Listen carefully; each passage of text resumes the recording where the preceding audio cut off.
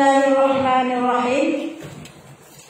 Dan jadi durhaka pula sebab enggan ia daripada berpindah serta suaminya. Ya, jadi masih berlanjut mengenai masalah beberapa hal atau beberapa perkara yang membuat istri durhaka kepada suami. Jika istri durhaka kepada suami, maka ibadah istri tidak akan diterima. Jadi kita sebagai istri seharusnya wajib memperhatikan beberapa hal ini supaya terhindar daripada yang namanya nusyuk. Jadi kalau misalnya sudah terlanjur, maka wajiblah meminta maaf supaya ibadah kita diterima oleh Allah. Bukan tidak sah tapi diterima. Beda sah dan diterima. Kita dalam melakukan ibadah sesuai dengan aturan syariat, sesuai dengan ketentuan yang telah ditetapkan, ya, ini namanya ibadah kita sah. Tapi belum tentu ibadah kita diterima. Ya, ibadah kita diterima jika kita sebagai istri tidak nusyuk kepada suami. Tapi kalau nusyuk kepada suami, maka walaupun ibadah sah tetap tidak diterima. Walaupun kita tidak pernah tinggal yang diwajibkan oleh Allah, jika kita nusyuk kepada suami, kewajiban itu tetap digantung-gantung dulu sampai kita tidak nusyuk lagi. Makanya wajib sekali kita memperhatikan hal-hal yang membuat kita nusyuk kepada suami bagi yang sudah ada suami. Bagi yang belum ada, bisa nanti cepat-cepat dicari. Ya. Jadi langsung saja yang sebab yang selanjutnya adalah durhaka pula sebab tidak mau berpindah dengan suami. Berpindah kemana saja yang dia ajak. Nah, misalnya suami duduk di Jakarta, kita duduk di Aceh. Dia ajak kita ke Jakarta, wajib ikut.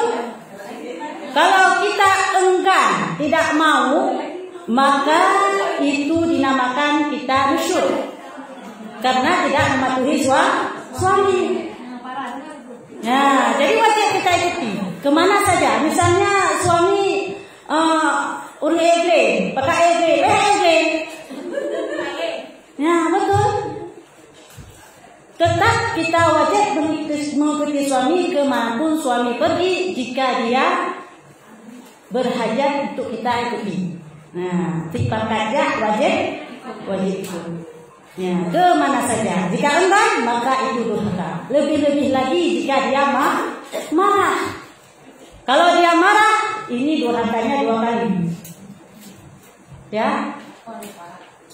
Makanya kalau misalnya merasa saya berat, jangan nikah dulu bagi yang belum. Bagi yang sudah terlanjur, jangan pasah. Ya, tidak boleh asal-asalan pasah. Harus ada ketentuan dan syaratnya, baru boleh. Jangan sembarangan. Sekarang kita lihat banyak duit bisa apapun boleh dibeli. Banyak sekarang wanita-wanita zaman sekarang yang banyak duit, ya, mempasah suami. Tidak boleh itu. Ya, dia membayar haji mempasah suami, itu tidak boleh dalam aturan Islam. Kecuali khulu itu yang boleh. Mau banyak uang silakan, kalau nggak cinta lagi boleh khulu. Ya, tapi kalau pasah tidak boleh. Harus ada syarat-syaratnya yang sesuai dengan syariat. Jangan sembarangan. Ini hukum Allah. Kalau memang sudah terlanjur nggak ada syarat pasah, berarti sama Allah itu belum bisa. Terus dia kawin lagi, si wanita ini nikah lagi, berarti dia dalam keadaan berzina dengan suami yang kedua. Kenapa? Dan karena dia masih bersangkut paut dengan suami yang pertama. Nah, itu hati-hati. Kita sebagai perempuan wajib kita perhatikan baik-baik hal yang seperti ini. Karena kalau berzina, yang tanggung siapa? Kita istri. Kenapa? Misalnya saya istri orang, ya. Saya jumpa dengan laki-laki lain, saya jatuh cinta dengan laki-laki lain, terus saya tipu dia, saya sudah pasah dengan suami saya, terus saya uruslah surat pasah yang tidak sesuai dengan syariat, saya bayar lah, pokoknya terserah saya lah, ya. Pada hukum Allah Ta'ala itu tidak terpasahkan. pada hukum negara, ya yang legal negaranya sudah dipasarkan. Terus nikahlah dia sama suami yang kedua. Suami kedua ini nggak tahu dia kalau ini tipu muslihatnya si wanita. Jadi yang menanggung siapa? 100% si perempuan ini, wanita ini. Si suami itu tidak berdosa, dia berzina yang dilakukan dalam hidupnya semuanya ditanggung oleh istri. Makanya hati-hati dalam mempasar suami, ya. Kembali lagi ke sini. Nah, sebab kita durhaka kepada suami adalah enggan berpindah bersama dengan suami. Dan durhaka pula sebab menutup ia akan pintu ketika mendatangi masuk suaminya kepadanya. Model yang muhop nah, orang ko bengai hanapa pun pintu. Kenapa ada disebutkan dalam kitab seperti itu? Karena itu perangai wanita. Perangai wanita kalau memang tidak suka gegabah terus ya. Suami juga begitu kadang-kadang, tapi mayoritasnya wanita seperti itu. Bantah nak tunggu dua. Itu menandakan isyarat dia marah. Jadi dengan berisyarat demikian, dia telah termasuk durhaka. Meskipun suami tidak marah saat dia tutup atau banting pintu, misalnya sudah biasa bermodong pengobu. Misalnya dia tahu, ya, dia nggak marah, sudah biasa, hal yang biasa. Tetap wanita itu nusyuk. Lebih lagi jika dia marah. Nah, ini dia. Jadi perlu kita perhatikan. Yang pertama tadi adalah kita tidak mau mengikuti suami. Yang kedua, kita banting pintu, menutup pintu saat suami masuk ke dalam rumah ataupun ke dalam kamar. Ya. Dan durhaka pula sebab meminta ia akan talaknya. Itu kebiasaan sifatnya orang Aceh. Sifatnya orang Aceh, sedikit masalah minta talak, micrelo, mentah kan micrelo kamu polain lagi. Pikir orang kan Mekah di dewa sini, ya. Hingga itulah sifatnya wanita. Sikit-sikit marah langsung minta cerai. Itu tidak boleh. Meminta cerai hukumnya nusyuk walaupun suami tidak marah. Biasa istri saya. Sedikit-sedikit dia minta cerai, dia nggak marah, tapi itu nusyuk. Ya, jangan sembarangan minta cerai. Kurang dalam bahasa Aceh, tamu kawin yang Jawa, ubena harta kuah unang roh. Tamu kawin yang Aceh, si akad ini tali roh. Tamu kawin yang India, si otak bangsa itu yo, hai otak India yo. Yang kalian bukan memang iya. Sifat wanita Aceh, ya, senang kali dia kalau minta cerai. Dicerelong, seolah-olah dia merasa hebat. Ya, kalau dia minta cerai itu merasa hebat. Nah, padahal ini adalah berdosa. Ini merupakan hal yang tergolong ke dalam perbuatan nusyuknya istri kepada suami. Ya, perlu diperhatikan karena kita di sini semuanya bukan calon istri, tapi sudah istri. Ya, kalau misalnya dulu sebelum kita mengaji belum tahu hal ini, maka sudah tahu bertaubatlah dengan meminta maaf karena ini dosa dengan suami, bukan dosa dengan Allah. Kalau kita dosa dengan Allah, cukup dengan taubat nasuha adalah meminta ampun kepada Allah. Kalau dosa sama suami atau sama manusia, cukup taubat nasuha, harus wajib meminta maaf sama yang kita sendiri itu. Ya. Dan durhaka pula sebab masam mukanya yang babakrun. Ya, ini sering sebentar-bentar kahana rumah.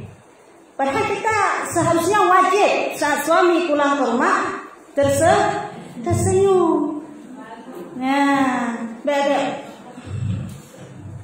Pegang muka brimo. Teolah kok pegang muka bri itu nusyuk. Kan saya nggak bilang apa-apa, bukan bilang apa-apa. Bentuk wajahnya itu kayak brimo. Gak mesti bilang apa-apa. Isyarat saja kita nusyuk, itu kan isyarat. Imut wajah itu isyarat. Senyum itu isyarat kita senang. Cemburut itu isyarat kita marah. Dengan isyarat saja kita nusyuk. Apalagi kalau mepet-pet. Ya. Itu lazimnya wanita. Mepet-pet. Karena pukul ke leko. Hanan kan pukul. Ini hancur dong mepet-pet. Ya. Itu tidak boleh. Imut wajah saja nusyuk, apalagi mepet-pet. Hanan kan pukul. Pergi kendung pukul. Kadang-kadang kata lain ini kita bapak. Nak mata kata kan. Dia cara mepet-pet dengan orang. Ada lain di TV, kata lain di TV. Pokoknya kata-kata yang buruk menduna bapak-bapaknya. Ya. Nah itu dosa.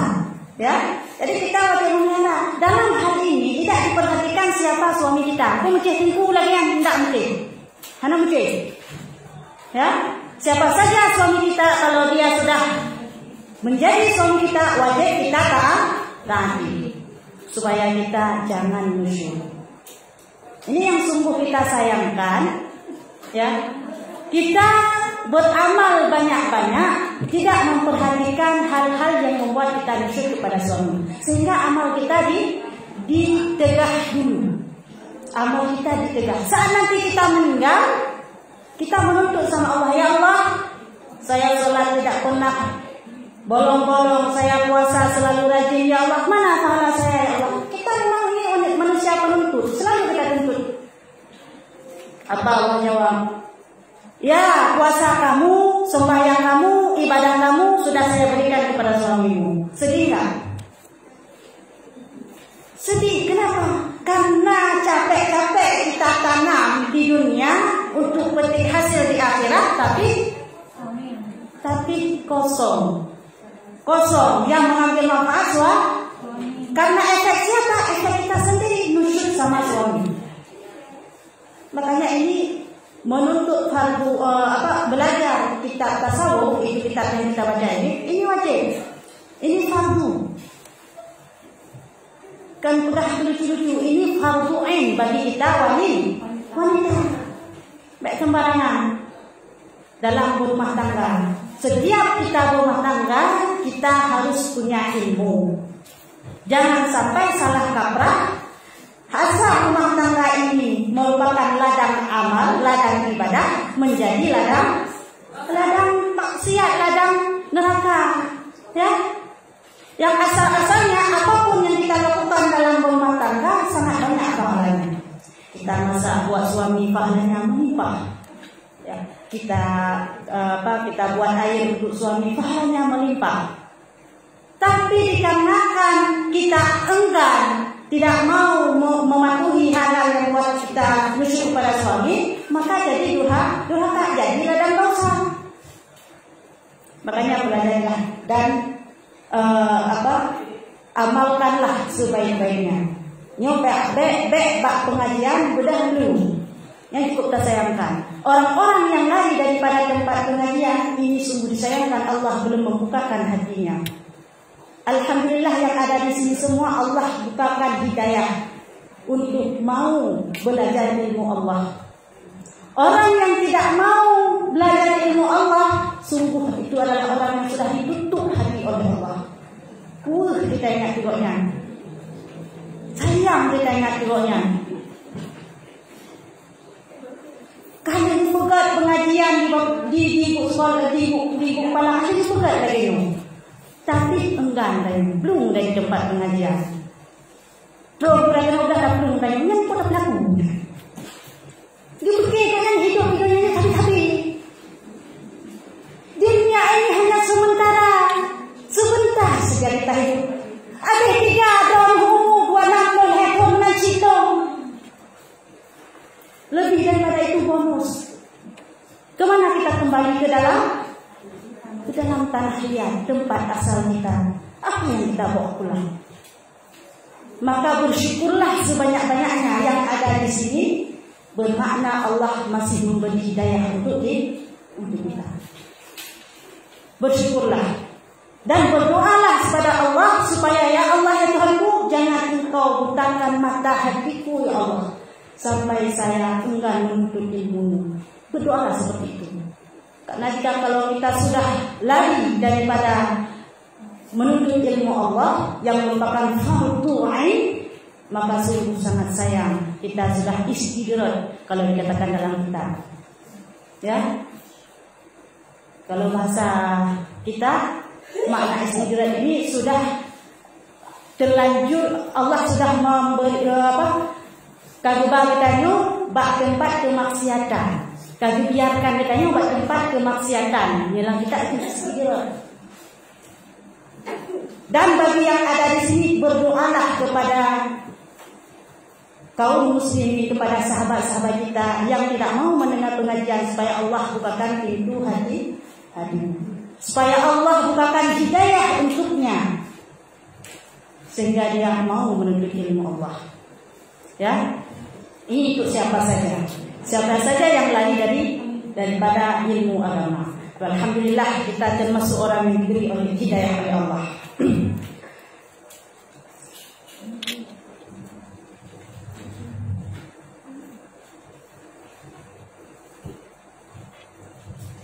Dan lagi beberapa banyak perbuatan yang jadi durhaka perempuan akan suaminya itu tersebut di dalam kitab fikih.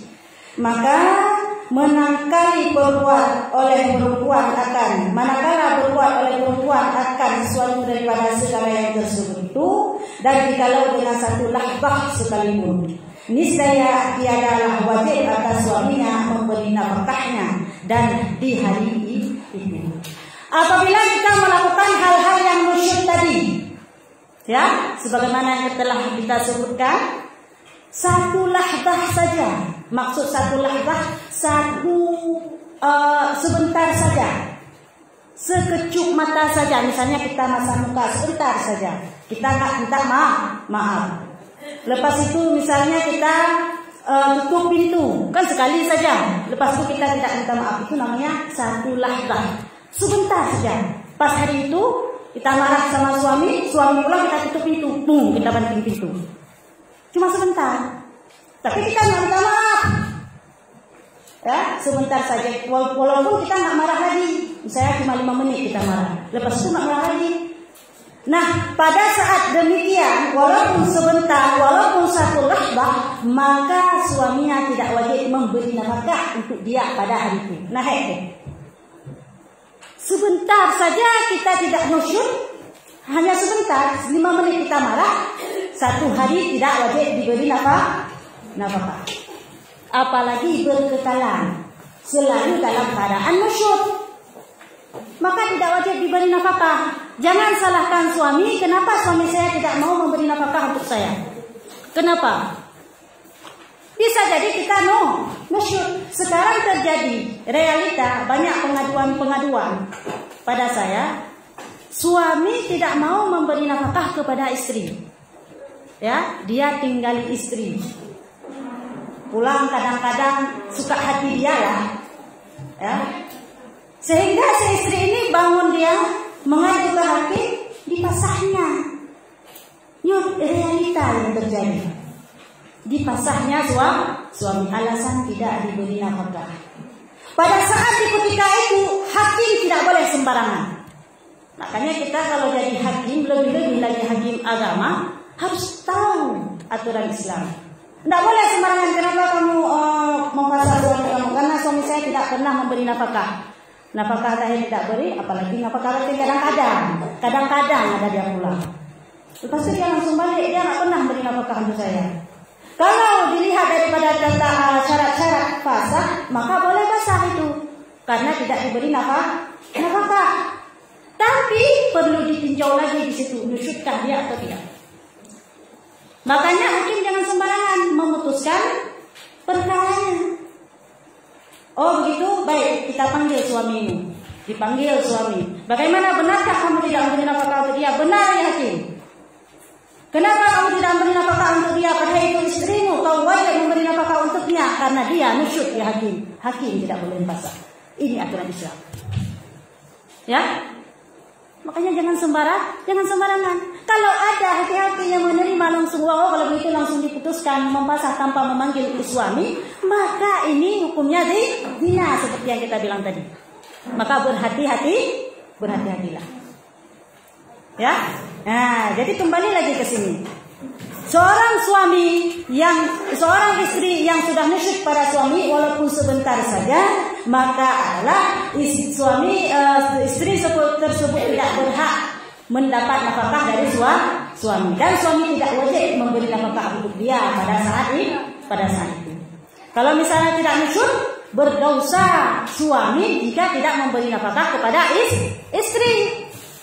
Ini namanya nusyuk suami.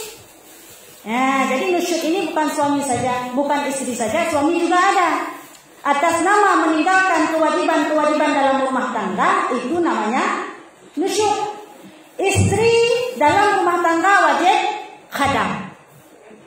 Jika dia enggan khadam, maka dia nusyuk, ibadahnya tidak diterima. Suami dalam rumah tangga wajib memberi nafkah. Jika dia enggan lari daripada hal ini, tidak mau memberi nafkah, maka dia nusyuk, ibadahnya tidak diterima. Ya, jadi kan tanya mentang terima ibadah, termasuk suami juga tidak terima ibadah jika tidak melakukan kewajibannya sebagai suami. Ya, Mbak. Jadi di sini dikatakan hanya nusyuk istri, yaitu durhaka kepada. Terus bagaimana kalau misalnya suami saya nusyuk alias tidak memberi nafkah untuk saya, terus saya ini khadam untuk dia, saya tidak pernah nusyuk untuk dia, tapi dia nggak mau memberi nafkah untuk saya. Bagaimana hukumnya? Apakah saya boleh memfasahnya? Kalau misalnya dia cuma memberi nafkah batin misalnya, ya, nafkah batin sudah lazim kita tempatkan ke situ, padahal bukan, ya, nggak apa-apa. Dia hanya memberi nafkah batin misalnya, tidak memberi nafkah zahir. Apakah saya boleh memfasahnya? Ini tidak boleh juga. Tidak boleh juga. Kenapa? Karena dia selalu dengan kita walaupun dia tidak memberi nafkah zahir material. Dia tidak memberi materi untuk kita. Itu sudah namanya nusyuk dia. Dosa dia. Jika memang sudah tidak tahan lagi, bagaimana? Misalnya kita nggak tahan lagi dengan keadaan seperti itu. Lako pungung. Womo tunipak tumetro. Nafkahkan kita. Ya, ada sebagian daripada saudara kita yang mengalami hal demikian. Nggak pernah dia memberi kita nafkah zahir, hanya nafkah batin. But pokoknya saja. Akan sabar, itu bagaimana? Bolehkah saya mempasahnya? Itu baru boleh, karena kita sudah tersiksa dalam rumah tangga. Karena tidak ada lagi yang namanya adalah kebahagiaan. Karena tujuan kita menikah adalah menciptakan keluarga sakinah, mawaddah, warahmah. Kalau misalnya itu tidak ada lagi, tidak bisa dibentuk lagi, maka itu baru boleh mengadu ke hakim. Hal itu pun nggak langsung diputuskan oleh hakim, diberi peringatan dulu pada suami. Kamu wajib memberi nafkah untuk dia. Sekali diberi, 2 kali sampai 3 kali, jika memang tidak berubah, maka hakim baru boleh memutus. Yang putuskan pasal itu hakim. Ingat, yang putuskan pasal itu hakim. Suami tidak berhak dalam ikut campur. Saya tidak mau, walaupun tidak mau jika ketentuannya, jika syaratnya sudah lengkap dan istri tidak ridho, maka tetap kamu dipasahkan. Itu hakim. Kalau khulu bukan hakim, itu bedanya. Khulu ini adalah membayar suami itu kita suruh ceraikan diri kita. Itu bukan hakim yang bayar, itu bukan hakim yang memutuskan, tapi kita sendiri, kesepakatan suami istri. Saya tidak sanggup lagi dengan dirimu, saya mau pisah saja dengan dirimu. Dijawab oleh suami, boleh, dengan syarat bayar dulu mahar yang dulu saya kasih untukmu, misalnya. Boleh nggak seperti itu dia minta balik? Boleh. Berapa maharnya misalnya? 5 mayamnu. Nah, 5 amannya. Bayar dulu 5 mayang emas yang dulu saya pernah kasih untuk pada saat kita akadkan. Jika istri setuju, suami setuju, begitu dibayar maka langsung jatuh khulu. Nah, ini dia yang perlu kita perhatikan. Jadi berhati-hatilah dalam rumah tangga. Sebenarnya rumah tangga ini ladang amal dan ladang dosa. Tergantung kita nanti arahnya kemana. Mau ke amal kah atau mau ke dosa kah? Makanya kita perlu ilmu. Kalau kita ada ilmu, insya Allah ladang bisa jadi ladang amal. Kalau kita tidak ada ilmu, insya Allah itu akan jadi ladang dosa. Terserah kita. Makanya Rasulullah kerap kali mengatakan talabul ilmi fardhatun ala kulli muslimin wal muslimah. Dituntut ilmu ini wajib, bukan untuk muslimin saja, kaum laki-laki saja, tapi semua kalangan, termasuk kaum perempuan, wajib fardhu ain. Menuntut ilmu ini ibadah spesial, tak sama dengan ibadah lain. Kalau menuntut ibadah lain ada sunat, ada wajibnya. Kalau menuntut ilmu tidak ada istilah sunatnya, yang ada cuma wajib. Kalau sembahyang, sholat ada sholat wajib, sholat sunat. Kalau puasa ada puasa wajib, puasa sunat.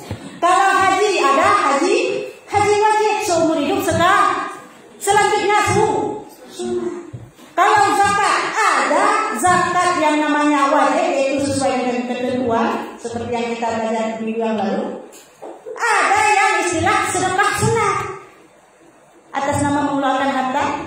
Sedekah sunat. Semua ibadah ada wajib dan sunatnya kecuali tuntut ilmu. Tuntut ilmu nggak ada wajib, nggak ada sunatnya. Yang ada cuma wajib.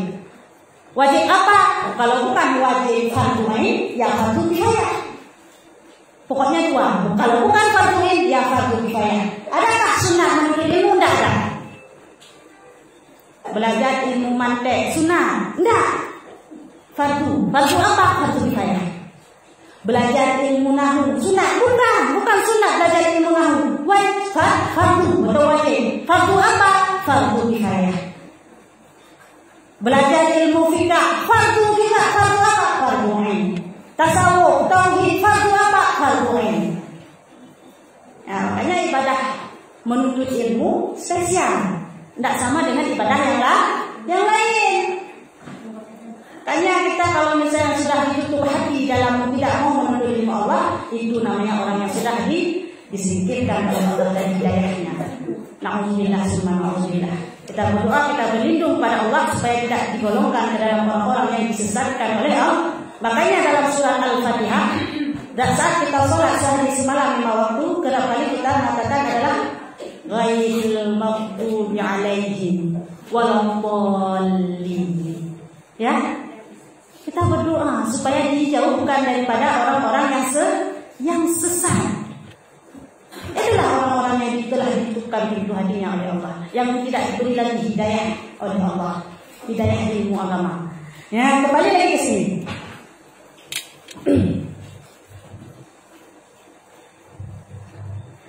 Dan tiada pula wajib gilirannya. Tetapi hukum perempuan yang demikian itu sebenarnya bahwa meninggalkan akan dia oleh suaminya pada tempat ketidurannya hingga balik daripada durhaka itu kepada kebaikan taat pula. Ya, jadi orang atau istri-istri yang sudah nusyuk kepada suami, maka istri tersebut pada hari itu tidak wajib diberi nafkah oleh suami. Itu yang pertama. Tapi bagaimana jika perlakuan suami kepada istri yang nusyuk? Perlakuan suami kepada istri yang nusyuk ialah dengan cara ditinggal sendiri. Bukan sampai ditinggalin sendiri di situ rumah. Jangan temani begini hukumnya sebenarnya. Nafkah tidak wajib dan ditinggali sendiri di rumah. Bagaimana cara tinggal sendiri di rumah? Suami kan tidak ada rumah lain, nggak mungkin tidur di nasar. Berarti pisah kamar. Pisah kamar. Jangan tidur satu kamar dengan dia. Nyo yang tinggal suami jerah ini istri biasa, ya. Sebenarnya begini yang disuruh dalam Islam. Kalau misalnya sudah nusyuk istri, jangan kira nafkah, jangan tidur dengan dia. Jangan open kalau istilah kita bilang. Tidak usah open. Apakah suami berdosa jika tidak open? Kita tidak berdosa, tergantung kitanya nanti bagaimana. Kalau kita nusyuk memang wajib begitu dia. Kalau kita tidak nusyuk itu baru berdosa. Nah, tergantung kitanya bagaimana. Ya.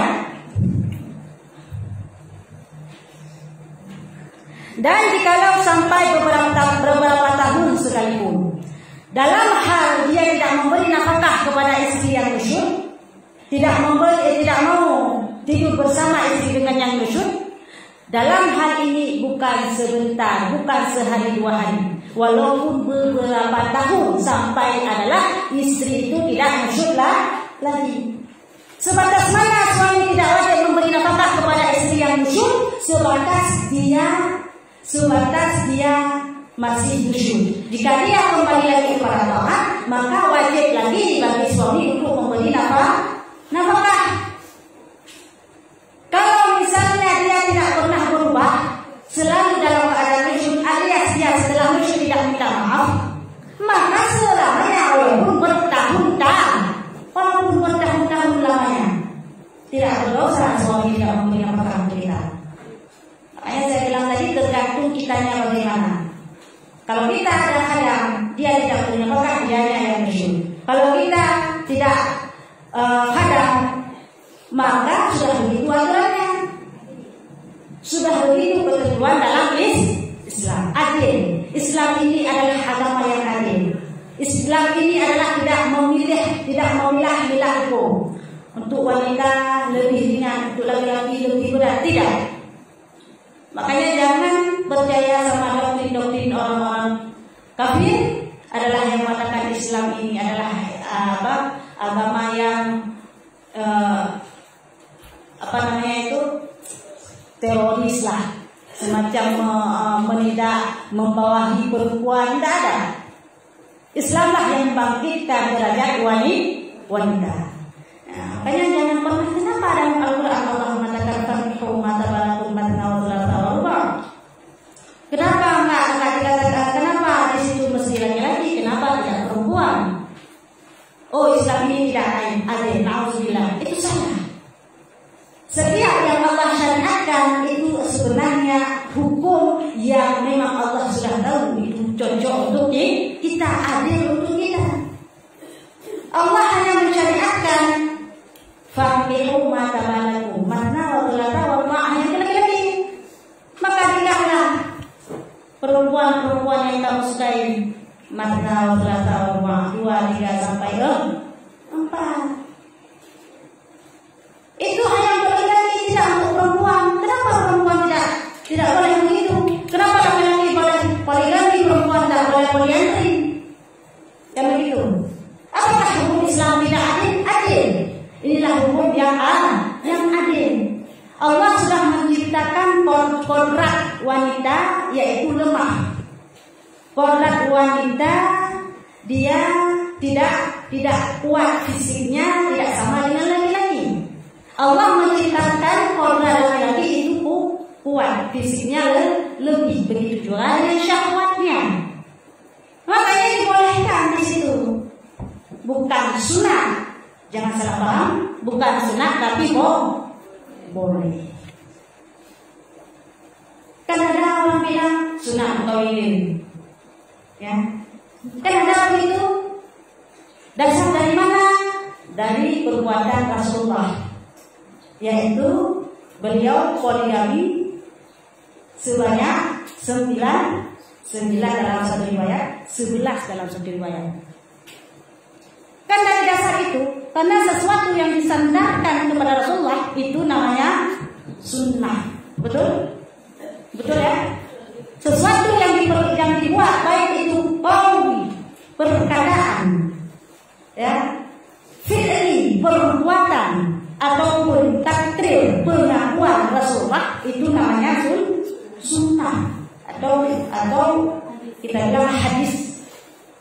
Ya.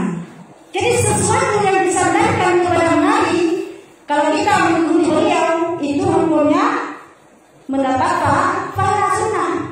Sedangkan poligami tadi pernah dilakukan Rasulullah, ini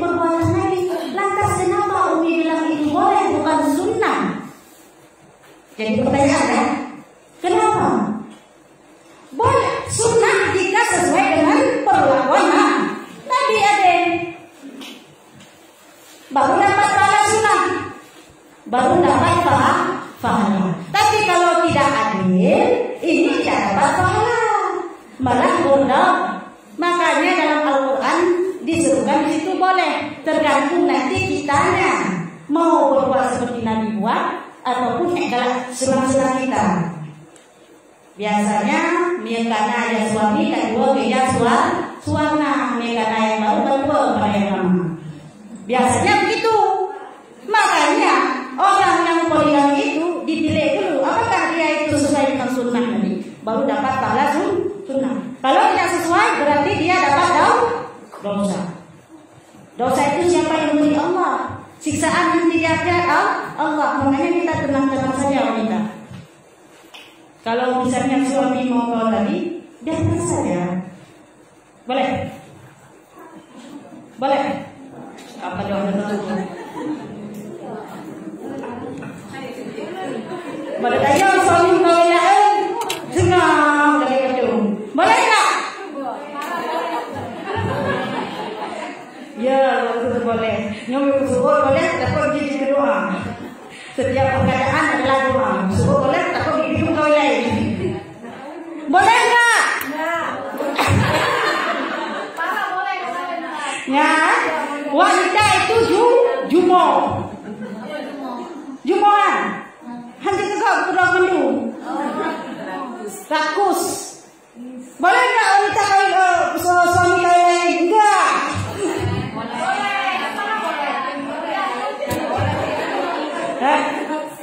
Ya.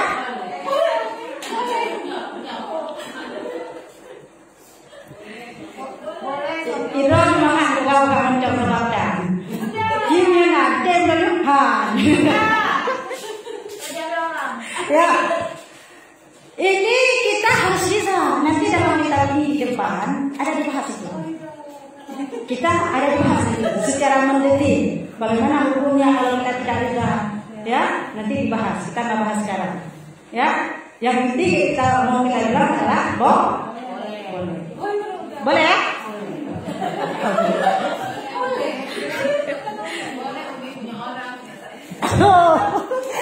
Jawabannya betul. Boleh suami orang dengan suami saya. Kalau suami saya nggak mau saya dijuangin. Ya, ini bahaya. Bahaya kalau misalnya kita bilang begitu. Kenapa? Coba lihat dalam Islam. Aturan dalam Islam dibolehkan seorang laki-laki kawin lebih daripada satu. Aturan dalam agama bukan Islam, kafir, ya. Mereka itu tidak boleh. Mereka tidak boleh berganti. Kalau misalnya suka ya jajan saja. Sebenarnya jajan ini yang dilarang dalam Islam. Orang itu tidak kawin dimaksud itu jajan yang banyaknya. Ini bahaya. Ya. Kalau dalam Islam tidak boleh jajan. Kalau mau langsung nikah. Makanya jangan pernah beranggapan orang suami yang istrinya banyak itu sudah memang kentalnya, belum tentu ya, asal dia adil. Tapi kalau misalnya nafkah nggak ada, cuma mau kawin saja, itu yang jauh sebenarnya. Ya.